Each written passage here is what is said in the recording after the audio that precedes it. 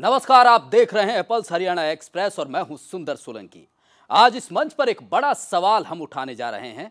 दरअसल लोकसभा चुनाव में महिला उम्मीदवारों की भागीदारी बढ़ाने को लेकर इस बार भी सियासी दलों की ओर से कोई सकारात्मक पहल नहीं दिखी।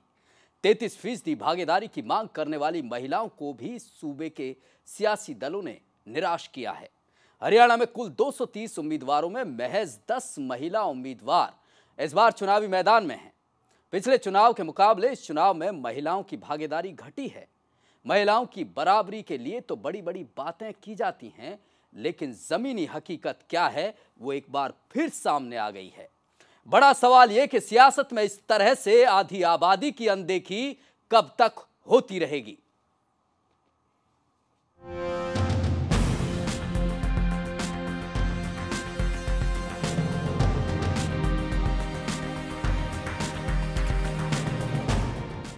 जी हां, प्रदेश में आधी आबादी का सच एक बार फिर सामने आया है। लोकसभा चुनाव ने यह साबित कर दिया है। लोकसभा की 10 सीटों वाले हरियाणा में सिर्फ 10 महिलाएं ही चुनाव मैदान में हैं।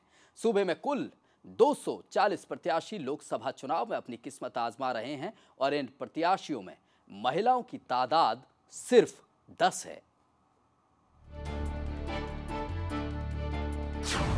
पुरुष प्रधान समाज महिलाओं के उत्थान की बातें तो बहुत करता है, लेकिन महिलाओं के उत्थान की हकीकत क्या है, इसका नमूना 16वीं लोकसभा के चुनाव में हरियाणा में साफ देखा जा सकता है। 10 संसदीय क्षेत्रों वाले हरियाणा में 230 उम्मीदवार लोकसभा चुनाव में अपनी किस्मत आजमा रहे हैं और इन 230 प्रत्याशियों में महिलाओं की तादाद सिर्फ 10 है, यानी 220 मर्द और सिर्फ 10 महिलाएं चुनाव मैदान में। दुनिया बदल गई है, लेकिन हमारा समाज नहीं बदला है। साल 2009 में 15वीं लोकसभा के लिए हुए चुनाव में 14 महिला उम्मीदवार थीं।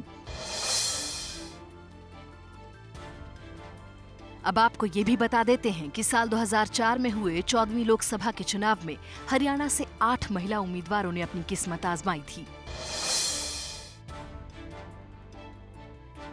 और उससे पहले 1999 में 13वीं लोकसभा के चुनाव में 3 महिला उम्मीदवार चुनाव मैदान में थीं।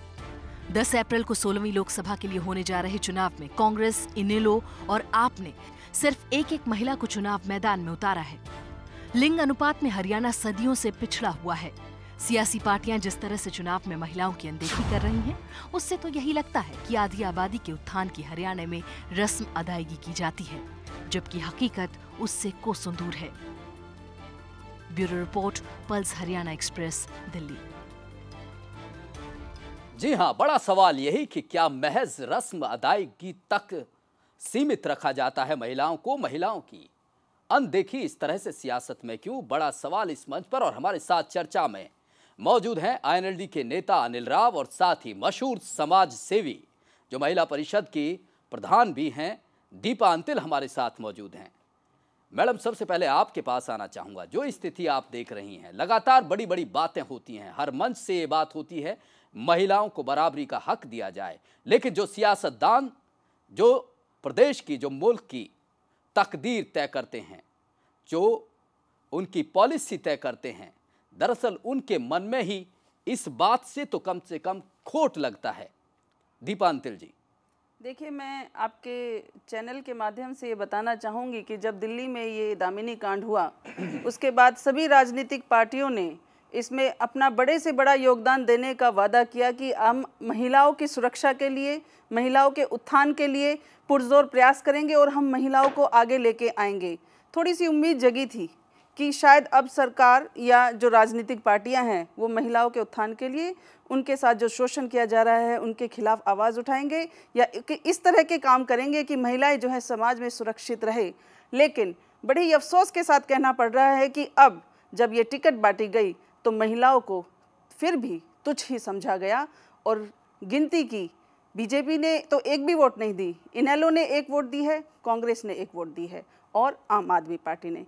क्यों? ऐसा क्यों? क्या उनको महिलाओं की क्षमता पर विश्वास नहीं है? क्या उनको लगता नहीं है कि महिलाएं भी राजनीति में आके अपना पूरा योगदान दे सकती है समाज को संभालने में? ये बड़ी ही अशोभनीय बड़ा सवाल दीपा अंतिल आपने उठाया है कि आखिर क्या सियासतदानों को, पॉलिटिकल पार्टीज को ये लगता है कि महिलाएं सियासत के लायक नहीं है, जबकि उनके सामने उदाहरण बड़े बड़े हैं। सोनिया गांधी उनके सामने है, शीला दीक्षित उनके सामने है, जयललिता उनके सामने है, ममता बनर्जी, मायावती उनके सामने है। अनिल राव जी, स्थिति क्या है? क्या यही है जो बड़ा सवाल ये उठाया है? जमीनी स्तर पर देखा जाए तो महिलाओं को क्या जिताऊ कैंडिडेट नहीं माना जाता है, ये स्थिति है? नहीं, ऐसा कुछ नहीं है। हमारी पार्टी ने, हमारे सुप्रीमो ने, भाई अभय सिंह चौटाला जी ने बिल्कुल मंच पे कहा है कि हम 33% महिलाओं को आरक्षण देंगे। लेकिन क्योंकि हरियाणा की 10 लोकसभा क्षेत्र है, तो अभी जैसे क्योंकि लोकसभा क्षेत्र बहुत बड़ा हो जाता है, हमने फिर भी एक महिला कुसुम शेरवाल जी को अम्बाड़ा से लड़ाया है। और जब विधानसभा चुनाव होंगे तो उसमें हम 33 नहीं तो 20 नहीं तो 25%, मतलब हमारी पार्टी ही महिलाओं को सम्मान देती है। हमारा सबसे पहले महिला सेल बना और पूरे हरियाणा के अंदर महिला सेल सबसे ज़्यादा जागरूक हमारा, और पूरा मान सम्मान देते हैं। और मैं दीपा जी से बिल्कुल सहमत हूँ, महिलाओं को हमें आगे लाना चाहिए। और ये सारी चीज़ें नहीं अनिल राव, ये सहमत तो आप होते हैं, सभी पॉलिटिकल पार्टीज इस बात से सहमत होती हैं, लेकिन 5 क्यों नहीं, 1 क्यों? 5 कहाँ? बस उसमें अभी तो हमारे देश के अंदर महिलाओं, अब हमारी बहनें, हमारी लड़कियां पढ़ने जा रही है, अब जागरूक हुई है, तो अब राजनीति में भी आएंगे। आज क्यों नहीं, एक से एक लड़कियां पढ़ रही है, खूब अच्छे अच्छे कॉलेजों में जा रही है, तो धीरे धीरे राजनीति में तो तभी आएंगी ना जब आप आने देंगे। नहीं, क्यों नहीं आने देंगे, बिल्कुल आएंगे। दीपा जी, देखिए, मैं ये कहना चाहूंगी कि महिलाएं अभी जागरूक नहीं हुई हैं, अभी उनको शिक्षा नहीं मिल रही है। बहुत सालों से उनको शिक्षाएं भी मिल रही हैं, वो जागरूक भी हो रही हैं, और हर क्षेत्र में पिछले कितने ही सालों से महिलाओं ने अपना योगदान दिया है और अपने आप को सही साबित किया है। चाहे वो एजुकेशन का मामला हो, किसी भी फील्ड में आप ले लीजिए, महिला एक पुरुषों से कहीं भी कम नहीं है, कहीं भी कम नहीं है, जागरूक हुई है। आप कह रहे हैं अनिल राव जी कि अभी तो जागरूक ही नहीं है, अभी तो शिक्षित ही नहीं है। नहीं, मैं ये कह रहा हूँ कि एजुकेशन अब हमारी लड़कियां पढ़ने शुरू हुई है, काफी जागरूक। नहीं, ऐसा नहीं। अभी कहाँ, अभी आप तो यहाँ एनसीआर में बैठे हो मैडम, आप आगे जाके देखो, यहाँ पे जहाँ स्कूलें नहीं है, मध्य प्रदेश में जाके देखो कितनी गरीबियां हैं। तो आप एनसीआर की महिलाओं को ही आरक्षण, हाँ, तो आएंगे, सब लेके आ रहे हैं, आगे आ रहे हैं, क्यों नहीं आते? उसमें हर पार्टी से आ रहे हैं। लेकिन यहाँ बीजेपी ने देखो ना, अब यहाँ पे जो 1 सुधा यादव की टिकट थी वो भी काट दी। हमारी पार्टी ने तो फिर भी दिया उसमें, और हमेशा मान सम्मान करते हैं। और आगे विधानसभा तो कांग्रेस ने भी दे दी अनिल राव जी, वो तो उसकी परमानंत है, उसकी सीट उसमें कांग्रेस को दी, हमें एक आम परिवार के महिला को दी है। इन्होंने तो घरानों की बात रखी है। आप अपना ये रीजन दे रहे हैं कि गांव में अभी भी महिला एजुकेटेड नहीं है, तो जो महिला एजुकेटेड है, जो कार्य क्षेत्र में है, जो आगे बढ़ी हुई है, कमाल है, आपको महिलाएं नहीं दिख रही हैं, तो इसमें हमारा कोई दीपा जी, आप तो बिल्कुल आप बढ़िया उसमें, लेकिन हम आज भी फिर महिला शर्माती हैं। आए ना मैदान पे, हम बिल्कुल टिकट देने तैयार हैं। शर्माती क्यों है अनिल राव जी? शर्माती क्यों नहीं है? मैं ये बताना चाहूंगी कि गुड़गांव में 10,000 महिलाएं जो हैं आगे आ गई, और आप आए ना, आपको टिकट देंगे। आने वाले पार्षदों के इलेक्शन में 35 महिलाएं दीपा जी की नारी परिषद की तरफ से इलेक्शन लड़ेंगी। 35 महिलाएं गुड़गांव से इलेक्शन लड़ेंगी, और एक महिला उनको आगे ला रही है। अगर आपको सबसे पहले टिकट आपको देते हैं, आओ हमारी अगर ये दम नहीं है कि महिलाओं को आगे लाए, तो हम महिलाओं को ही अपना योगदान देना पड़ेगा, अपनी बहनों को आगे लाना पड़ेगा। मैं कह रहा हूं दीपा जी, आपका मोस्ट वेलकम, आप हमारी पार्टी में, हम आपको निश्चित जहां से कहो वहां चुनाव लड़ाएंगे। सवाल अनिल राव जी, आधी आबादी का सवाल है। एक दीपा अंतिल या एक आप जो सेलवाल है, उनको आप टिकट दे देते हैं। जैसे दीपा अंतिल जी खुल के सामने आए, ऐसे सामने आए तभी तो, यूं किसको जबरदस्ती सामने आती क्यों नहीं है? आप बताइए ना, अभी हमारा आप आने देते हैं क्या? निश्चित है, तैयार है। बताइए कहाँ, जहाँ महिला हमारा कैंडिडेट है, हम पिछली बार भी हमारे नहीं, आप पॉलिटिकल पार्टीज महिलाओं को लेके गंभीर नहीं है, यही वजह है कि आप सामने लाने का क्या प्रयास करते हैं आप कि वो सामने आए? देश में कानून भी बनाने की कोशिश नहीं, आप क्या कोशिश करते हैं अपनी पार्टी की तरफ से? क्या कोशिश हमारे एक राज्यसभा हम तैयार है देने के लिए, बनाओ 33% महिलाओं के लिए, अपना आप 33 महिला देंगे। सुप्रीमो चौटाला जी ने बहुत पहले ये कहा था कि हम इलेक्शन में 33% महिलाओं को आरक्षण देंगे, और उनकी सोच तो है, लेकिन विधानसभा में भी इस मुद्दे पर किसी भी राजनीतिक पार्टी ने सीरियसली इस मैटर को नहीं लिया, नहीं तो हमारा भी आरक्षण का मुद्दा जो है पास हो जाता, और आज महिलाएं भी पूरे आरक्षण के साथ राजनीति में आ सकती। दीपा जी, बड़ी माफी के साथ रोक रहा हूं, हमारे साथ सुमन दहिया कांग्रेस की नेता हैं, वो जुड़ गई हैं फोन लाइन के जरिए। मैडम, सवाल इस मंच पर यह उठ रहा है कि 240 कैंडिडेट में महज 10 महिलाओं को टिकट मिला है। बेहद अफसोस की बात है, पूरे प्रदेश में, पूरी दुनिया में आधी भागीदारी है, आधी तादाद में आप हैं, लेकिन जब सियासत की बात आती है या दूसरे मौकों की बात आती है तो आपको दरकिनार कर दिया जाता है। कांग्रेस में भी स्थिति यही देखने को मिली, सिर्फ एक टिकट दिया गया, और वो एक टिकट भी उन्हें दिया गया है जो विरासत है राजनीति की। दरअसल दैया इसमें एक बात मैं क्लियर ये कहूंगी कि कांग्रेस की हमेशा से ही ये नीति रही है और हम ये दिल से चाहते हैं कि हम महिलाओं को आगे लेके आए। देखिए, इसका सबसे बड़ा उदाहरण ये है कि श्रीमती सोनिया गांधी और कांग्रेस पार्टी ने ही 50% आरक्षण जो हमारी पंचायतों को और जितने भी हमारे निगमों को दिया। मैडम दैया, कांग्रेस ने दिया। पंचायत तक ही सीमित रखा जाएगा महिलाओं को। हमने लोकसभा, विधानसभा, राज्यसभा, उनमें क्यों नहीं 50%? देखिए, हमने सबसे पहले बिल हमने पास करवाया, उसके बाद दूसरी पार्टियों ने उसमें अड़चन डाली और उस बिल को जो है पास नहीं होने दिया गया। ये हमेशा से, अगर हमारे अंदर कमी होती या हम नहीं चाहते तो ये बिल पेश ही नहीं होता या यहाँ तक भी नहीं पहुँचता। आज एक चरण पास होकर जब फाइनल चरण पे ये आ गया था कि आरक्षण ये बिल विधेयक। मैडम दैया चलिए, वहां तो विपक्षियों ने आपका विरोध किया, लेकिन यहाँ तो ये स्थिति नहीं थी। यहाँ तो आप लोग टिकट दे सकते थे, आधी फीसदी टिकट दे सकते थे, ये तो आपके हाथ में था। आपके हाथ किसने रोके? अगर हरियाणा की बात की जाए तो ऐसी बात नहीं, हमारी तो आज फिर भी हमारी जो एक महिला जो लड़ रही है वो भी मजबूत महिला है। इसके अलावा और तो बाकी आपकी कांग्रेस में महिलाएं मजबूत नहीं है?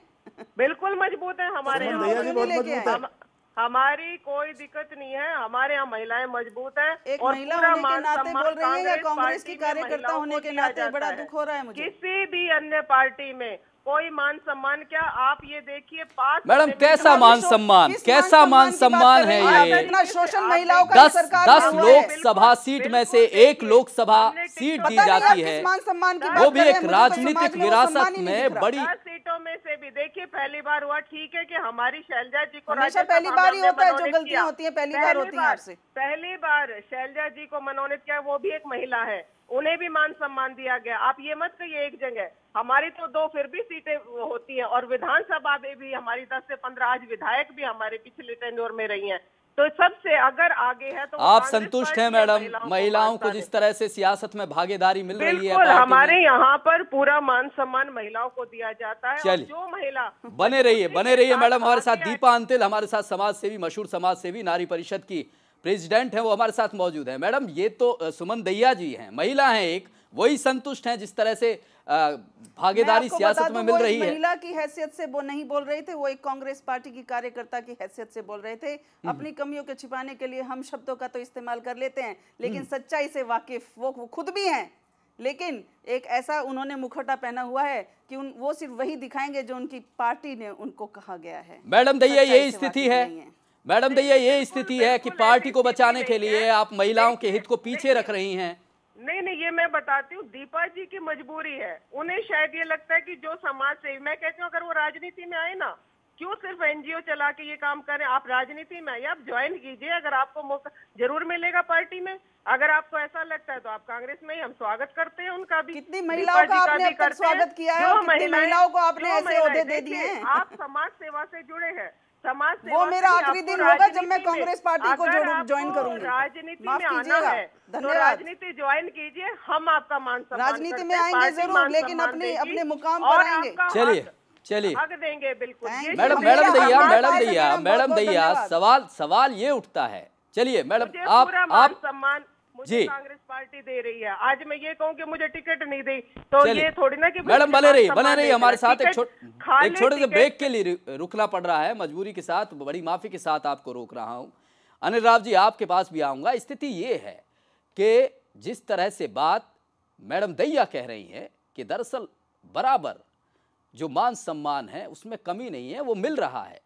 क्या इसी स्थिति को लेकर खुद महिलाएं ही अपने आप को संतुष्ट करती नजर आ रही हैं? तो ऐसे में महिलाओं का सियासत में भविष्य को समझा जा सकता है, लेकिन बड़ा सवाल यह है कि आखिर सियासत में उन्हें पूरी भागीदारी क्यों नहीं मिलती? क्या उन्हें कमजोर समझा जाता है? क्या सियासत के लायक नहीं समझा जाता है? एक छोटे से ब्रेक के बाद चर्चा जारी है।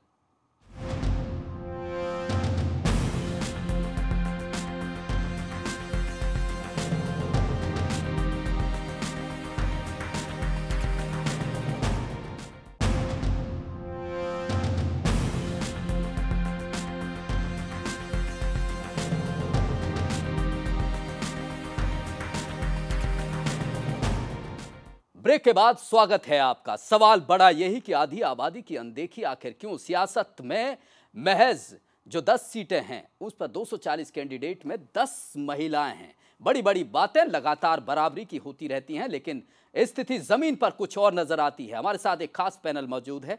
चर्चा के लिए अनिल राव मौजूद हैं INLD से, और सीमा अंतिल मशहूर समाज सेवी हैं, नारी परिषद की प्रेसिडेंट हैं। इसके अलावा माफ कीजिएगा दीपा अंतिल, और हमारे साथ सुमन दहिया जो कांग्रेस की नेता हैं, वो फोन लाइन के जरिए जुड़ी हुई हैं। संध्या बजाज हजका की नेता कुछ देर में जुड़ेंगी, लेकिन सबसे पहले अनिल राव जी आपका रुख करूंगा। स्थिति क्या है, वजह क्या है, क्यों महिलाओं को पीछे रखा गया है? जागृति की कमी है, शिक्षा नहीं है जैसा आपने कहा, लेकिन हम लोग हैं, जो पुरुष हैं, वो कहीं ना कहीं बड़ी कमी नहीं मानते कि वो आगे नहीं आने देते? नहीं, ऐसा कुछ नहीं है। देखिए, धीरे धीरे मैंने कहा ना, चेंज हुआ है। आज हमारी कितना टाइम लगेगा? हमारी बहन बेटियां आज बीटेक करके, कंप्यूटर साइंस कर, इंजीनियरिंग करके आज बराबर की उस पे आ रही है। थोड़े दिन बाद राजनीति में भी जागरूक होगी। हम ये नहीं है हम कोई महिलाओं की वोट लेने के लिए 33% का हमने नारा दिया है। हमारी पार्टी की जो सोच है वो करेंगे। विधानसभा में 33% हमारे सुप्रीमो ने बोला है तो देंगे हम टिकट। लेकिन महिला भी तो जागरूक हों, वो आए, पार्टी ज्वाइन करे, तब उनको टिकट दें। अब यूं तो टिकट बांटी नहीं जाएगी पहले। यूं जब ये लगेगा, जैसे दीपा जी हैं, अगर इस तरह की महिलाएं सामने आए और वो कहेंगे हम, तो उनको जरूर टिकट दी जाएगी। और दी भी हमने। जहां महिला मजबूत है, जहां पे महिला जागरूक है, वहां हम टिकट दी है। हमारी महिला की जो अध्यक्ष है पूरे हरियाणा की, हमने उनको टिकट दी। काफी महिलाओं को पीछे। दीपा अंतिल जी, ये स्थिति है। दरअसल महिलाएं ही आगे आने को तैयार नहीं है। वो पूरी तरह से राजनीति के लिए जिस तरह से तैयारी होनी चाहिए वो नहीं है। ये पॉलिटिकल पार्टी मजबूर है दरअसल, आपको टिकट इसलिए नहीं दे सकती। दीपा अंतिल जी, मेरा जवाब ये है कि जागरूकता अभियान होना बहुत जरूरी है। और साथ ही साथ राजनीति पार्टियों को ये एहसास कराना बहुत जरूरी है कि हम 33% महिलाओं को वोट देंगे तो आगे आइए वो महिलाएं जो अपने दम पर इलेक्शन लड़ना चाहती हैं, और हमें ये पुरजोर मतलब पूरा ये यकीन दिलाती हैं कि उनमें इतनी काबिलियत है। स्वागत है दीपा जी, हम तो आपके माध्यम से कह रहे हैं, हमारा स्वागत है। संध्या बजाज जी इस बीच जुड़ गई हैं फोन लाइन के जरिए, हजका की नेता है। संध्या बजाज जी, इस मंच पर चर्चा यही हो रही है कि 240 कैंडिडेट में महज 10 महिलाएं हैं। वजह क्या है, दिक्कत क्या है? सियासत से क्यों दूर रखा जा रहा है महिलाओं को? क्या उनके काबिल नहीं समझा जाता? आपके गठबंधन ने भी एक भी सीट नहीं दी है, आज का बीजेपी ने एक भी सीट नहीं दी है महिलाओं को। ये तो भाई बांट रहे थे आपस में। देखिए, मैं सबसे पहले आज आपको ये बताना चाहूंगी कि हरियाणा में ये गठबंधन इतना मजबूती से जीतेगा, क्योंकि नहीं, गठबंधन की बात नहीं हो रही है मैडम। महिलाओं की भागीदारी की बात हो रही है, आधी आबादी की अनदेखी की बात हो रही है। 10 सीटों में से एक सीट भी महिला को नहीं दे सकते थे आप। देखिए, पंजाब और हरियाणा की राजधानी है चंडीगढ़ जी। तो चंडीगढ़ में श्रीमती किरण खेर को जो टिकट मिला है, हम उसमें अपना भी हिस्सा मानते हैं कि हमारा भी वो उसी में हिस्सा है। वो महिला बहुत तेजी से जीतेंगी। नहीं, ये कोई गलत जवाब नहीं है, ये सही जवाब है। अगर उमा भारती जी लेती है, अगर वहाँ से स्मृति ईरानी लड़ती है, कोई भी महिला लड़ती है। आपकी दो सीट आपकी खुद की थी, उसमें दोनों भाइयों को बांट दी थी, तो लोगों ने ऑब्जेक्शन किया है। अब महिला की छोड़ो तो आपने किसी आम आदमी को भी नहीं दी। दोनों भाई, एक चंद्रमोहन और एक ऐसा कुछ नहीं है मैडम। ये तो हमने तो अखबारों में पढ़ा है। ये तो नहीं, आप ये देखिए अभी कौन लड़ रहा है, आपको मालूम है? हाँ, तो चेंज किया ना, वो तो आपके ऊपर दबाव बनाया तो कौन लड़ रहा है, आप पे दबाव बनाया गया। मैडम आप किसी पार्टी से जुड़ी हुई है, वो बात मान लिया, लेकिन एक महिला होने के नाते क्या आप जो एक वर्तमान में जो परिस्थिति देख रहे हैं, क्या वो काफी है? महिलाओं को सियासत में जो भागीदारी मिल रही है वो काफी है? संध्या बजाज, महिलाओं को भागीदारी पूरी मिलेगी, इस बात का पूरा विश्वास है लोगों में। और एक बार वो चाहते हैं कि मिशन 272 कामयाब हो। तो मोदी जी ने जिस तरीके से सब जगह तरक्की कराई है, उस तरीके से महिलाओं के नहीं मैडम, ये वादे, ये दावे तो अक्सर महिलाएं भी सुन रही हैं, लोग भी सुन रहे हैं। दीपा अंतिल जी, जवाब दीजिए। ये सिर्फ बयानों में, भाषणों में ही रह जाती है मैडम, लेकिन जब असलियत होती है तो फिर रिजल्ट जीरो ही निकला आखिरकार। सिर्फ अपने भाषणों में ये कह दे कि हम महिलाओं के लिए करेंगे, वो करेंगे, ये करने का वक्त था। ये समाज को एहसास कराने का वक्त था कि हाँ, हमने महिलाओं को भी आगे रखा, महिलाओं को भी हमने सीटें दी, महिलाओं को भी हमने मौका दिया कि वो भी राजनीति में अपना परचम लहराएं। लेकिन ऐसा, ये लोकतंत्र का मिशन एक बदलाव होने जा रहा है केंद्र में। उसके संध्या बजाज जी, मैडम सुमन दहिया है, कांग्रेस से है, वो कुछ कह रहे हैं आपसे। सुमन दहिया जी कहिए। देखिए, एक बात ये तो क्लियर है, जिस तरीके से बीजेपी ने सत्ता बनने से पहले ही अपनी जनता को बेच रहा है चारों तरफ भ्रष्टाचार। नहीं मैडम विषय नहीं भटका रहे, विषय देखिए राजनीतिक नहीं है दरअसल, ये सवाल हम राजनीतिक तौर से नहीं उठा रहे। बड़ी बड़ी बातें अक्सर सभी मंचों पर कही जाती हैं, बराबरी की। मैडम दैया बराबरी की बड़े बड़े मंचों पर आपके बड़े से छोटे नेता तक बात करते हैं। कहना चाह रही हूँ, मेरी बात सुनिए। नारनौल में इतनी अधिक महिलाओं ने आज ज्वाइनिंग की है। हर गांव में, हम 19 गांव में सुबह से गए हैं, हर गांव में महिलाएं चौपाल पर चढ़कर अपना नाम बुलवा के ज्वाइनिंग कर रही हैं। आप ऑन रिकॉर्ड देख लीजिए। वही तो दुख की बात है मैडम बजाज, वही दुख की बात है। महिलाएं खुद आगे आना चाह रही हैं, लेकिन पॉलिटिकल पार्टीज उन्हें आने का एक मंच देती नहीं है। यही तो स्थिति है। नहीं, यही मंच है ना। अभी बहुत 10 में से एक भी सीट नहीं दी गई आप पर। तो यही सोच के देखिए, कल वो पार्षद बनेंगी, कल काउंसलर बनेंगी, कल एमएलए बनेंगी, सब बनेंगे, अपनी ताकत से भी बनेंगे। ये कल आएगा कब? मत करिए, कल आएगा कब? हाँ आएगा, बहुत जल्दी आएगा, आने ही वाला है बस। देखिए, मैं आप बहनों से गुजारिश करती हूँ कि आप बहनें ही इस मुद्दे को आगे पहुँचा सकती हैं, और आप बहनें ही हम बहनों के आगे बढ़ाने के लिए कार्यरत अपने कदम आगे बढ़ा सकती हैं। मैं आपसे गुजारिश करती हूँ, इसको एक राजनीतिक वो ना करके इसको महिलाओं के फेवर में क्या काम। मैडम सुमन दैया जी, आप वो महिला कांग्रेस पार्टी सब लोग हम लोग को करते हैं, लेकिन इसके साथ साथ हमें ये देखना है कि जब भी महिलाएं टिकट लेके जाती है, अभी चंडीगढ़ में आए तो 1-2 दिन को किस तरीके की खबर आई, लेकिन आज सारा साथ है। इसी तरीके से हमारे हिसार में चौधरी कुलदीप बिश्नोई भारी बहुमत से जीत रहे हैं, वो बहुत भारी उत्साह है लोगों। नहीं मैडम दैया आपके पास आना चाहूंगा आखिरी कमेंट के लिए, समय की कमी है। मैडम दैया जी, मैं ये क्या कुछ कमी रह रही है जो कल आएगा, आज क्यों नहीं? जी नहीं, कल नहीं। हमारे अगर अपने में दम है तो वो आज ही है। दम आएगा कैसे? सवाल बड़ा वही है। सच्चाई है ये कि जिस तरीके से हम महिलाओं को आगे लाना चाहते हैं, और महिलाएं जो है वाकई में मजबूत हुई हैं पहले से। आज मैं ये कह रही हूँ कि 33% की बात हम कर रहे हैं, 33 नहीं 50% हक है हमारा, 49%, क्योंकि हमारी संख्या के हिसाब से। चलिए सभी पार्टियों में हमें अपना हक चाहिए, और हम कांग्रेस पार्टी ने शुरू से ही महिलाओं को सम्मान दिया है। चलिए बहुत शुक्रिया हमसे जुड़ने के लिए सुमन दैया जी, आपका भी, संध्या बजाज आपका भी, हजका की नेता, कांग्रेस की नेता। एक आखिरी कमेंट आपसे अनिल राव जी, स्थिति आखिर ये जो कल है वो कब आएगा? नहीं, हम तो बिल्कुल तैयार है इस मामले में, और लेकिन मेरी एक रिक्वेस्ट है, मेरे से आपके माध्यम से रिक्वेस्ट है कि महिलाएं जागरूक हो, सक्रिय हो। देखो सक्रिय तो खाली ये नहीं है टिकट देने से बात बनेगी, सक्रिय तो उनका परिवार नहीं होने देता है। हम और आप जैसे लोग होते हैं, मैं तो कह रहा हूँ ये राजघराने ने सबने अपने काबू कर रखा है। जिस दिन 33% हो जाएगा लोकसभा में सक्रिय होना चाहिए महिलाओं जी, जितना सक्रिय होना चाहिए, स्थिति वो है, इतना सक्रिय नहीं है। इसके बाद भी मुझे बोलना है, ये मेरा लास्ट वो ये आखिरी कमेंट है। तो मैं अपने इन शब्दों के साथ ये मैसेज पूरे समाज को देना चाहूंगी, महिलाओं के लिए स्पेशली, कि करके बुलंद हौसले नारी उठ चल आ मैदान में, अबला नहीं तो सबला है सारे हिंदुस्तान में। चलिए बहुत शुक्रिया, आप दोनों मेहमानों का स्टूडियो में आए। तो जिस तरह से स्थिति लगातार ये नारे अबला को सबला करने के लगातार लगाए जाते हैं, लगातार बड़े बड़े पंडालों में, बड़े बड़े सेमिनारों में नेताओं के द्वारा भी कहा जाता है, लेकिन देश कृषि प्रधान है, मानसिकता पुरुष प्रधान है, और जब तक पुरुष प्रधान ये मानसिकता रहेगी, लगता नहीं कि जिस कल के लिए जो हमारी तीनों मेहमान थी आश्वस्त हैं, वो जल्द आएगा। फिलहाल इस खास पेशकश में इतना ही। नमस्कार।